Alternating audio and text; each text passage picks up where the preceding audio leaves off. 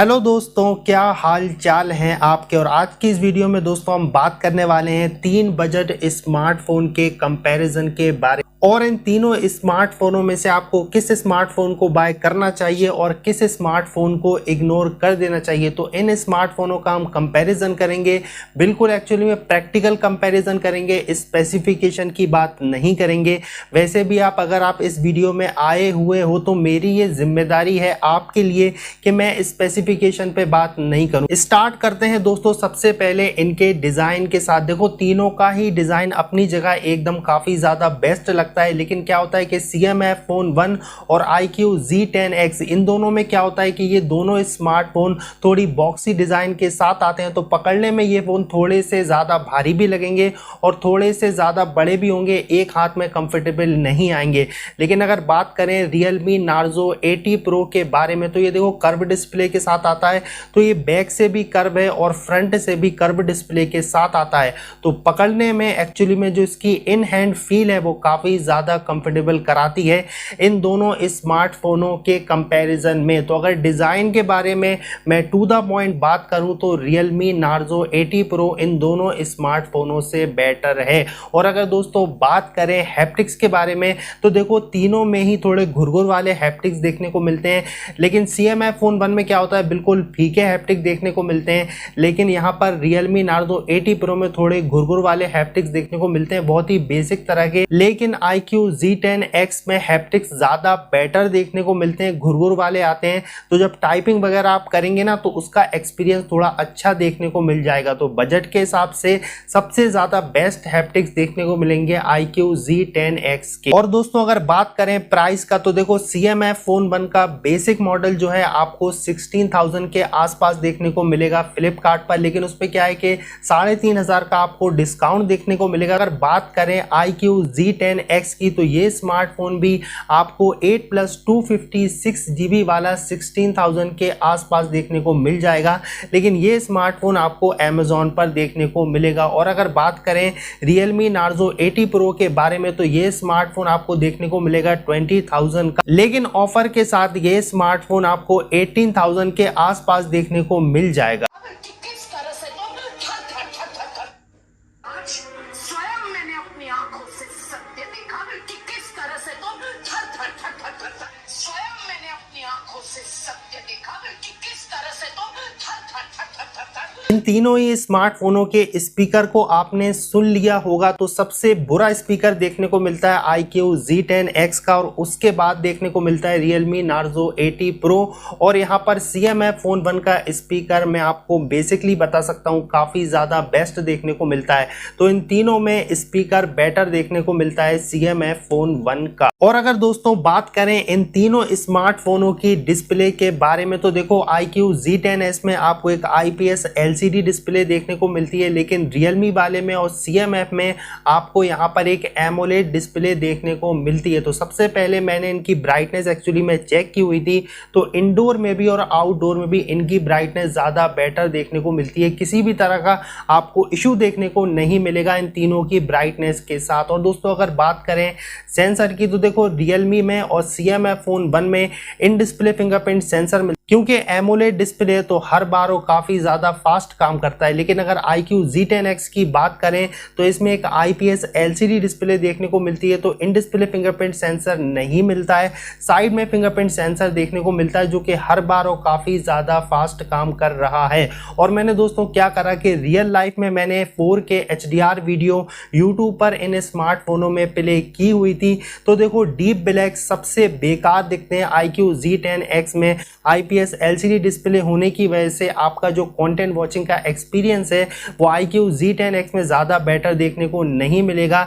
लेकिन उसके बाद Realme Narzo 80 Pro इसमें डीप ब्लैक ज़्यादा बेटर नज़र आते हैं और CMF फोन 1 में आपको बहुत ही ज़्यादा डीप ब्लैक बेहतरीन नज़र आएंगे। वैसे अगर बात करें CMF फोन 1 या Realme Narzo 80 Pro की तो इनकी डिस्प्ले में आपको थोड़ा सा माइनर डिफरेंस देखने को मिलेगा, लेकिन क्या होता है कि Realme वाला एक कर्व डिस्प्ले के साथ आता है और CMF फोन 1 एक फ्लैट डिस्प्ले आता है, तो दोनों को बराबर पॉइंट जाते हैं और iQOO Z10X माइनस में जाता है। परफॉर्मेंस की अगर मैं बात करूं तो Z10X में और CMF फोन 1 में MediaTek Dimensity 7300 देखने को मिलता है और Realme Narzo 80 Pro में 7400 देखने को मिलता है MediaTek की तरफ से। तो सबसे पहले मैंने क्या करा, KineMaster में 1 GB की मैंने फाइल ली और इन तीनों स्मार्टफोनों को वीडियो रेंडरिंग टेस्ट में लगाया हुआ था। वैसे देखो लेने को तो 5 GB की भी फाइल ले सकते हैं, 10 GB की भी ले सकते हैं, लेकिन मैंने 1 GB लिया क्योंकि 3 स्मार्टफोन थे। तो क्या होता है कि सबसे पहले Realme Narzo 80 Pro ने वीडियो रेंडरिंग टेस्ट पास कर लिया, उसके बाद iQOO Z10X ने करा और उसके बाद करा यहाँ पर CMF फोन 1 ने। सबसे पहले करा था Realme वाले ने इसमें, और यहाँ पर CMF फोन 1 में 10 सेकंड का डिफरेंस देखने को मिलता है, तो कोई ज़्यादा फर्क देखने को नहीं मिलता है Dimensity 7300 से 7400 के बीच में। तो थूथू स्कोर के बारे में हम बात नहीं करेंगे। मेरे कहने का मतलब है दोस्तों, ऑनटूथू स्कोर के बारे में हम बात नहीं करेंगे, प्रैक्टिकल लाइफ के बारे में बात करेंगे। तो ऐप ओपनिंग हो, ऐप क्लोज हो, इन तीनों ही स्मार्टफोनों में काफ़ी ज़्यादा फास्ट देखने को मिल जाती है। वैसे आपको नज़र आ रहा होगा, लेकिन अगर बात करें KineMaster की तो देखो KineMaster एक एडिटिंग ऐप है, तो ये थोड़ा सा हैवी होता है। तो यहाँ पर मैंने तीनों को खोला तो तीनों के ही रिजल्ट आपको सेम देखने को मिलेंगे, तीनों ही काफ़ी ज़्यादा फास्ट ओपन कर देते हैं। डिफरेंस कब नजर आता है, जब सबवे सफर ओपन किया जाता है। तो iQOO Z10X और CMF फोन 1 में जब मैं सबवे सफर ओपन करता हूं तो CMF फोन पहले ओपन कर देता है, और जब मैं Realme Narzo 80 Pro को CMF फोन 1 में सबवे सफर ओपन करता हूं तो यहां पर भी CMF फोन 1 विनर हो जाता है। तो देखो परफॉर्मेंस आपको सिमिलर ही देखने को मिलेगी इन तीनों ही स्मार्टफोनों में, और BGMI भी देखो आप प्ले कर सकते हो, मैंने रिव्यू वगैरह भी किया हुआ है।